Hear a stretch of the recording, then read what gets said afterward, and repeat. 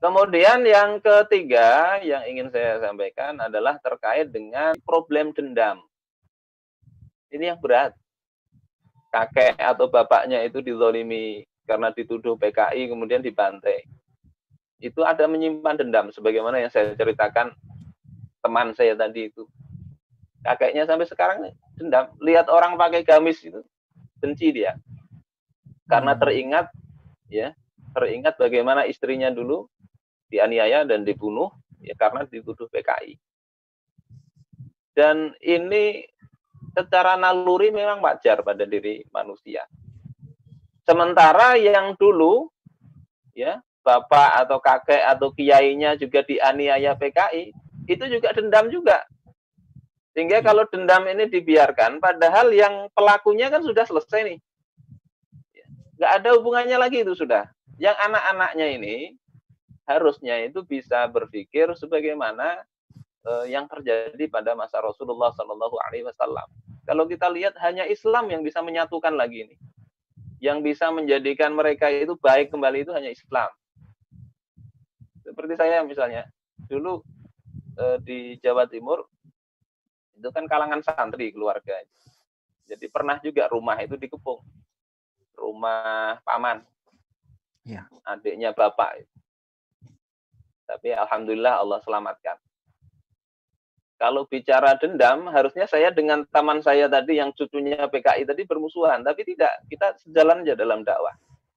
Karena apa? Akidah Islam yang menyatukan. Dan inilah yang diajarkan oleh Rasulullah Sallallahu Alaihi Wasallam ketika beliau menaklukkan Makkah. Bukan dendam yang dikobarkan oleh beliau.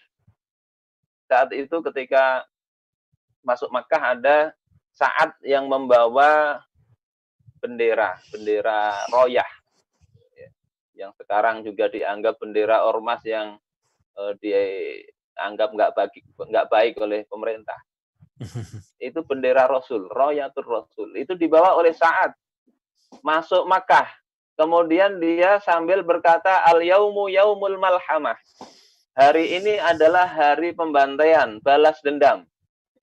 Ya, merasa menang, ya, 10.000 pasukan di bawah Rasul, orang kafir Quraisy kalah. Al-yaumu tustahallul hurmah. Hari ini adalah hari kehormatan mereka dihalalkan untuk dihinakan.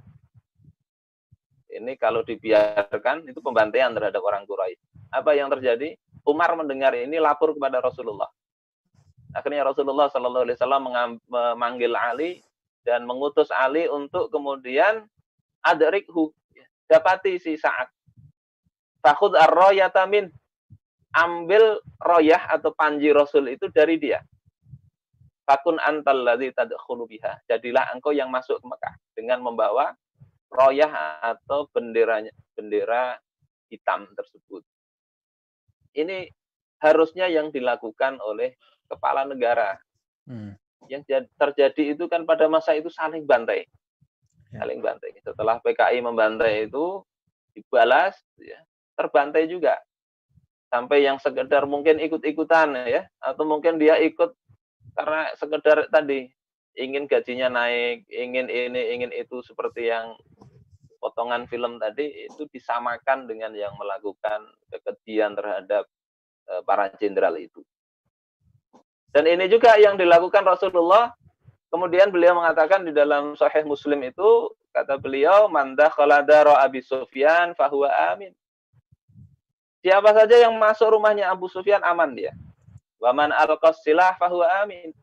Siapa yang melempar senjatanya, ya ini enggak pakai senjata lagi, dijamin keamanannya oleh Rasul. Wa man aghlaqa babahu fahuwa amin. Siapa yang menutup pintu rumahnya maka dia aman. Coba bayangkan, kalau seandainya Rasul itu pendendam, habis semua itu. Ada Hindun yang dulu merobek-robek jenazah paman Rasulullah Sallallahu Alaihi Wasallam.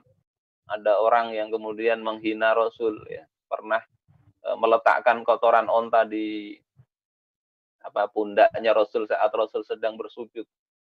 Itu pasti akan habis. Tapi Rasul tidak begitu. Bahkan kemudian beliau mengatakan, izhabu fa'antumut tulaqa. Ketika beliau di Ka'bah ada orang-orang pada datang, ya, ingin apakah nasib mereka akan dijadikan budak ataukah tidak, maka Rasul katakan, pergilah kalian, kalian semuanya bebas. Kalau Islam ini yang dipakai, insya Allah urusan itu nggak berlarut-larut seperti saat ini. Kalau bicara kesimpulan, idenya ini adalah ide yang haram. Ya, ringkasnya begitu. Yang kedua, kalau bicara pengemban idenya, sekarang ini juga masih ada mengemban idenya ini, maka harusnya dalam pandangan syariat itu juga dilarang menyebarkan. Yeah. Dalam Islam, orang mengemban ide komunisme, pikirannya begitu ya, tapi dia tidak menyebarkan, maka dia tidak akan disangsi. Jangankan komunis, orang penyembah api saja, itu tidak diganggu di dalam Islam. Kata Rasulullah terhadap orang Majusi, sunnu bihim sunnata ahlil kitab. Perlakukan mereka dengan perlakuan terhadap ahlul kitab. Orang-orang musyrik tidak diganggu keyakinan mereka. Ini pandangan syariat begitu. Orang non-muslim tidak boleh difitnah. La ikraha fiddin. Tidak ada paksaan untuk memasuki agama Islam. Jadi yang pertama, ide termasuk di sini komunisme, idenya haram, tidak boleh dipropagandakan. Tapi orang mau berpendapat begitu untuk dirinya sendiri itu tidak bisa dihukum. Kemudian yang ketiga, dalam pandangan Islam, ini yang penting ini, karena ini pada masa Orde Baru ini menjadi masalah. Iya. Ya, yang bukan pelaku itu disangkut-sangkutkan. Oh ini anaknya PKI nih, bapaknya ikut kena. Oh ini cucunya orang aktif di PKI, kakeknya ikut dipermasalahkan. Anak cucu buyut, ya, di bawah buyut itu orang Jawa menyebutnya canggah, dan sebagainya, itu senantiasa terkena dosa dari ayah mereka yang dulunya terlibat. Nah ini harus segera diakhiri ini.